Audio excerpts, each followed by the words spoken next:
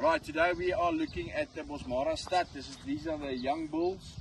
So first of all that I'm looking at is a big head with wide eyes, long lips, not a big overbite on it. Then from the neck, I need a strong, longer neck, not a short, strong neck. Then we go down to the legs. The hoofs must be preferably a little bit darker.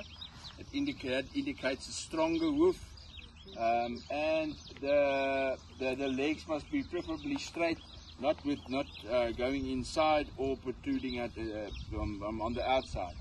The skin or the needs to be at the neck area, needs to be a little bit darker. That is a sign of fertility, and then it lightens towards the rear of the Bosmara. Then the frame, it needs to have a strong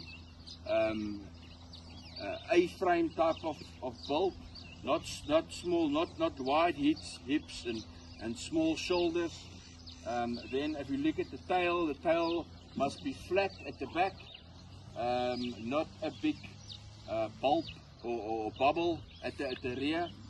And then of course I look if it's horned or if it's pulled, and that is things that I look for in a Bosmara bull.